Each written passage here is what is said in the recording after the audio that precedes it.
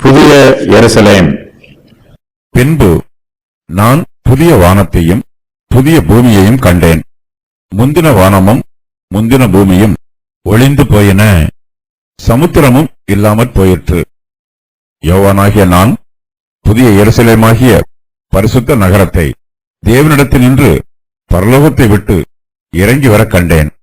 அது தன் புருஷனுக்காக அலங்கரிக்கப்பட்ட மணவாட்டியைப் போல ஆயத்தமாக்கப்பட்டிருந்தது. அப்போஸ்தலர் யோவான் தன்னுடைய தரிசனத்திலே புதிய வானத்தையும் புதிய பூமியையும் காண்கிறார். பெரிய வெள்ளை சிங்காசனத்தையும் அதன் மேல் வீற்றிருக்கிற கர்த்தராகிய இயேசு கிறிஸ்துவையும் யோவான் ஏற்கனவே தன்னுடைய தரிசனத்தில் கண்டார்.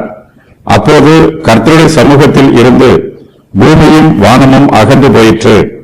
அவைகளுக்கு அங்கு இடம் காணப்படவில்லை. முந்தின வானமும் முந்தின பூமியும் ஒழிந்து போயிற்று, சமுத்திரமும் இல்லாமல் போயிற்று.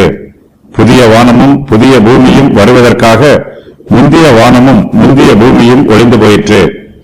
அப்போஸ்தலர் யோவான் புதிய பூமியிலே பரிசுத்தமான நகரத்தை காண்கிறார். இது புதிய எருசலேம். இந்த நகரம் தேவனிடத்தினின்று பரலோகத்தை விட்டு இறங்கி வருகிறது. இந்த புதிய எருசலேம் என்பது தேவனுடைய சபையை குறிக்கிற வார்த்தை. கர்த்தருடைய சபை இப்போது புதிதாகவும் பரிபூரணமாகவும் இருக்கிறது. சபையானது தன் புருஷனுக்காக அலங்கரிக்கப்பட்ட மணவாட்டியைப் போல ஆயத்தமாக்கப்பட்டிருக்கிறது.